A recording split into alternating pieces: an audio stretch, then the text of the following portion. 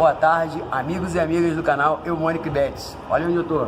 Ó, aqui se trata de diabetes. É onde eu vou encontrar a nossa entrevistada, doutora Henriette Jordão. A vinheta vai rodar em 1 minuto. A gente está voltando.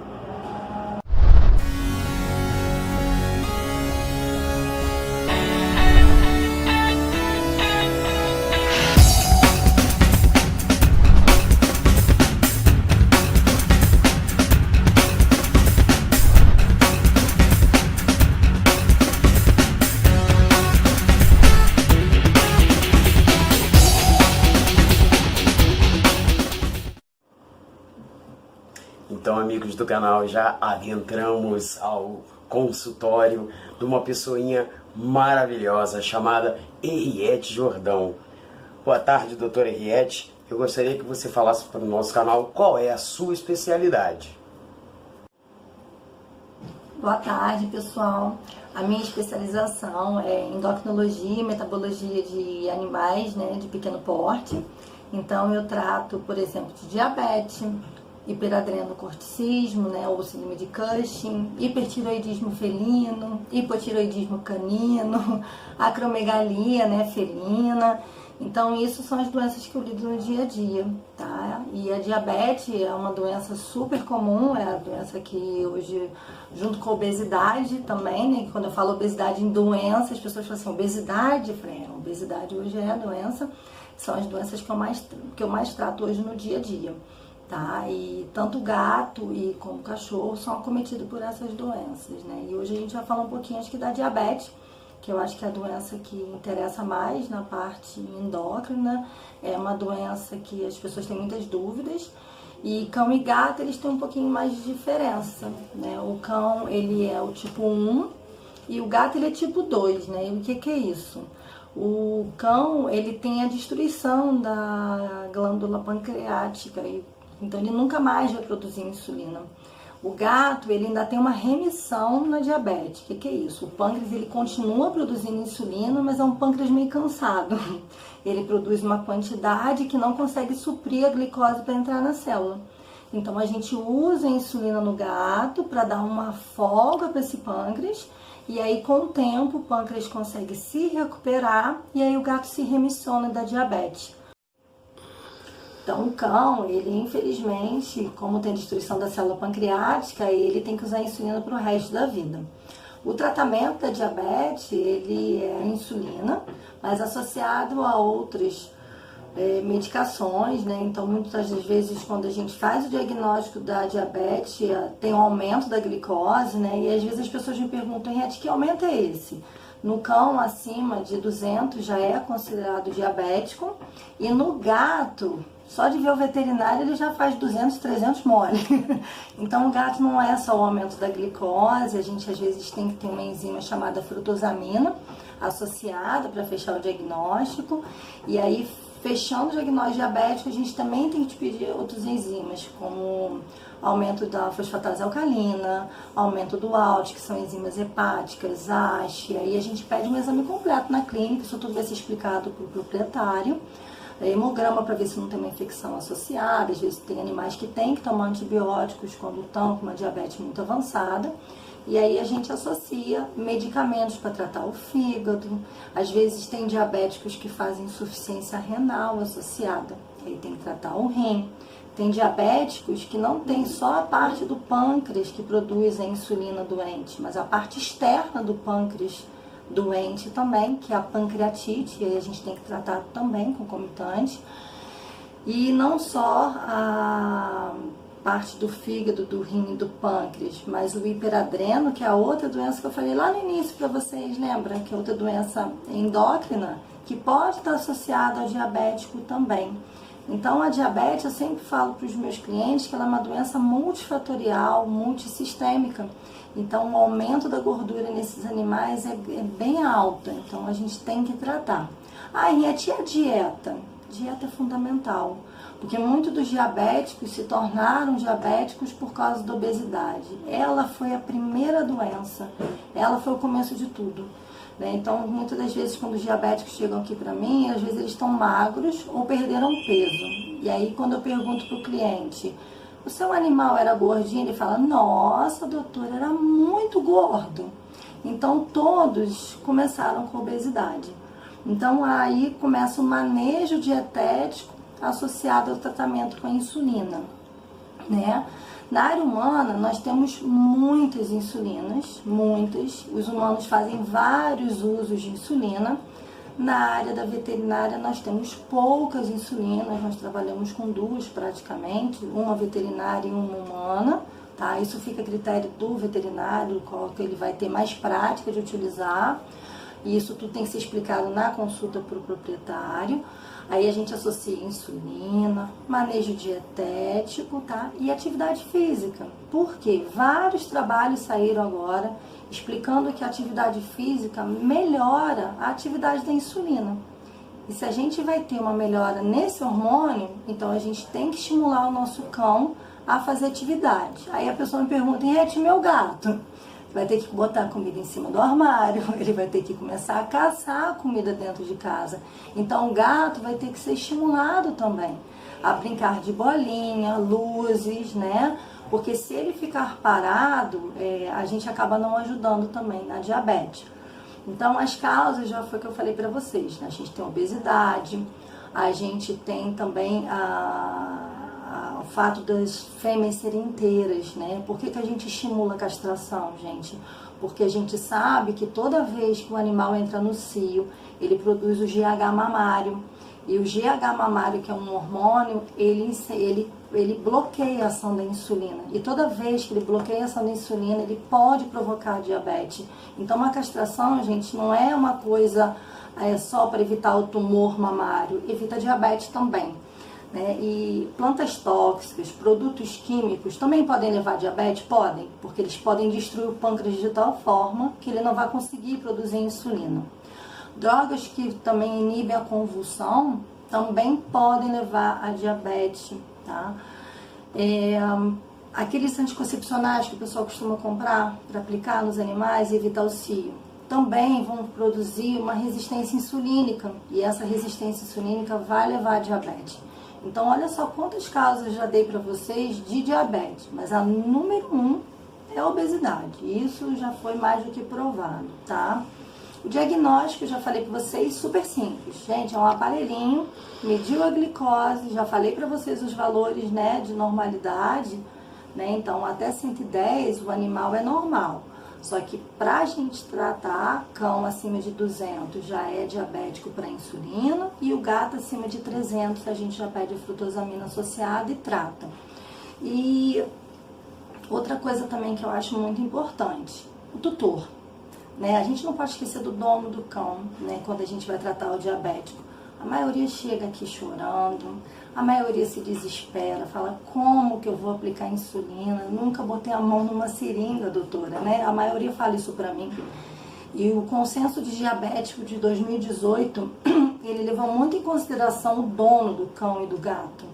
Então, a gente tem que ter muita paciência, tem que explicar milhões de vezes como que puxa a pele, como que vai aplicar a insulina. O animal não sente dor, quem sente dor é o dono.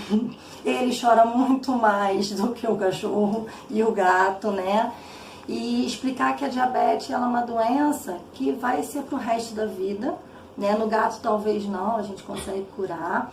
Então a gente tem que ter muita calma, tratar a doença, e o tutor vai levar isso de moleza. Eu falo isso pro dono, a primeira semana é terrível. Vai ficar nervoso, vai pegar a seringa, depois de um mês a maioria tá, ó, show de bola, já tá fazendo curva glicêmica, me mandando as medidas.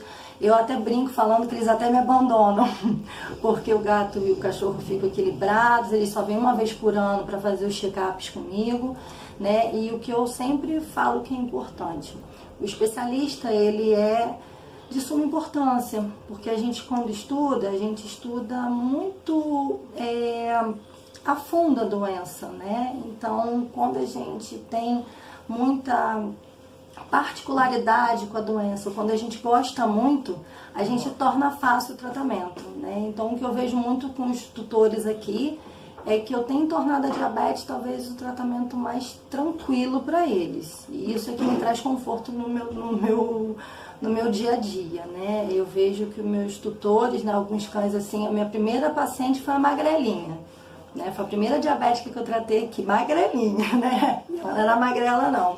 E hoje a magrelinha já está comigo há 7 anos. E ela vem uma vez por ano fazer o check-up dela, ela é paciente renal também, e ela leva diabetes de boa, né? E hoje eu tenho vários pacientes aqui, eu tenho um paciente aqui de 2 anos, que é o Rex, ele tem hipotiroidismo, com diabetes, mora num sítio, você imagina como que foi controlar um cachorro que é um Beagle, extremamente agitado, o proprietário ficou doido, porque eu pedia para fazer controles, né, da glicemia, e o Rex uma vez por ano só vem fazer o check-up. Então tem como fazer o tratamento, gente, e o que eu acho é isso, é ter parceria entre o veterinário e o dono do cão. O gato às vezes parece que é complicado, e eu sempre tenho uma história que eu falo para todo mundo aqui quando chega um dono de gato diabético. Eu atendi uma senhora, dona Marli, de 92 anos. Quando eu vi que o gato dela era diabético, eu chorei. Eu falei, meu Deus, como que eu vou cuidar de um gato, uma senhora de 92 anos? E dona Marli também, uma vez por ano, que a gatinha dela a gente vê, ela tá ótima, toma Lantus, né, que é a insulina de preferência para os gatos, né, ela tá super bem também.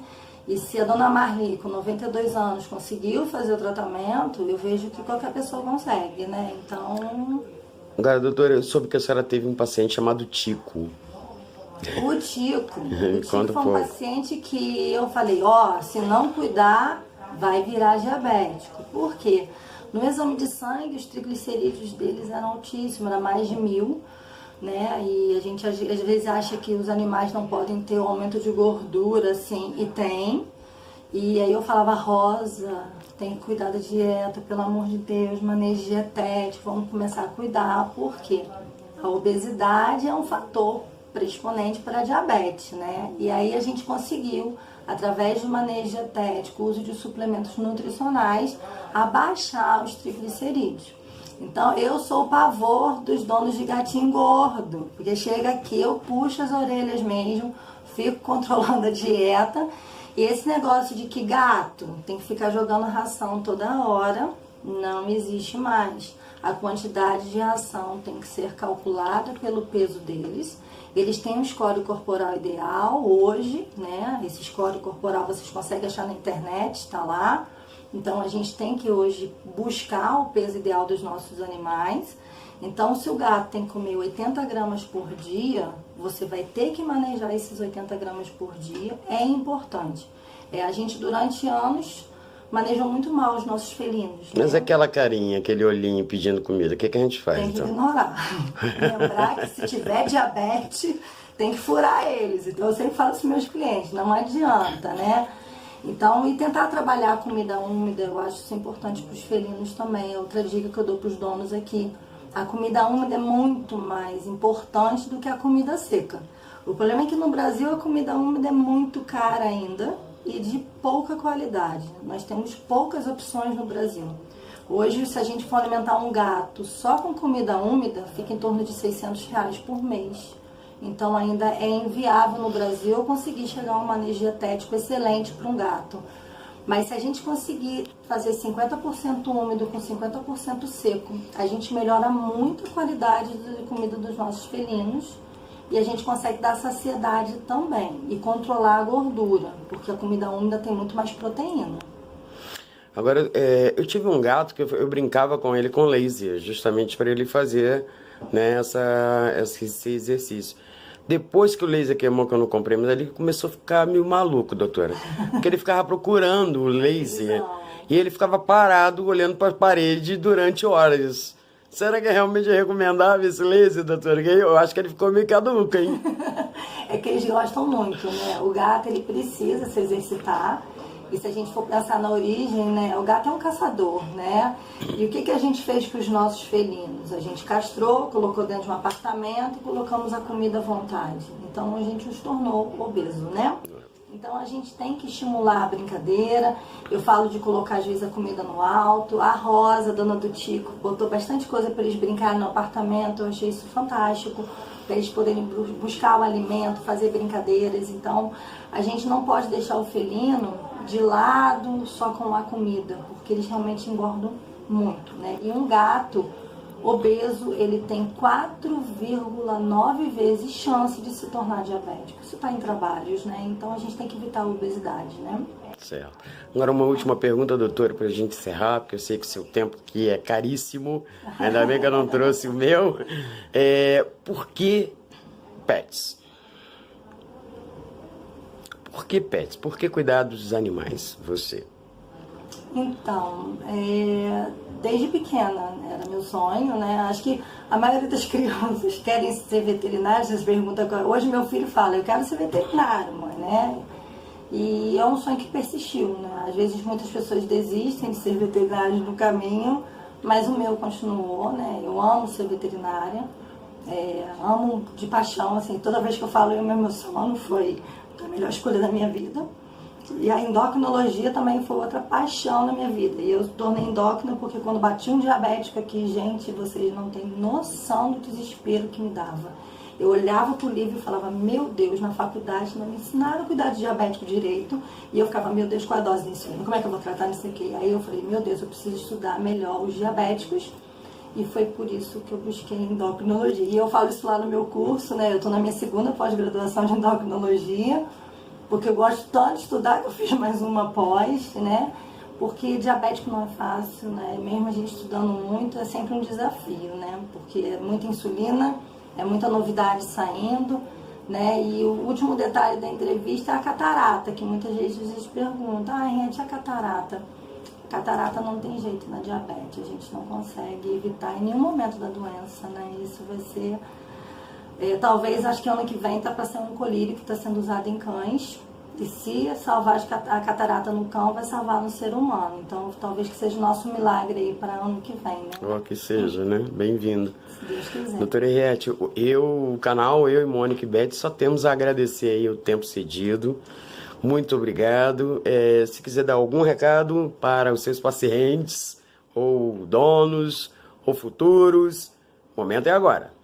Então, dentro dessa reportagem, o que eu vou pedir é que maneire na alimentação. A gente ama demais esse amor aí, é muita comida. Eu falo hoje que no Brasil nós somos o segundo país em obesidade, né, dos pets. Então é muito amor. Vamos maneirar esse amor aí, gente. Eu faço com meus clientes sempre. Ok, obrigado, doutora Henriette. Obrigada. Tchau, tchau. Tchau.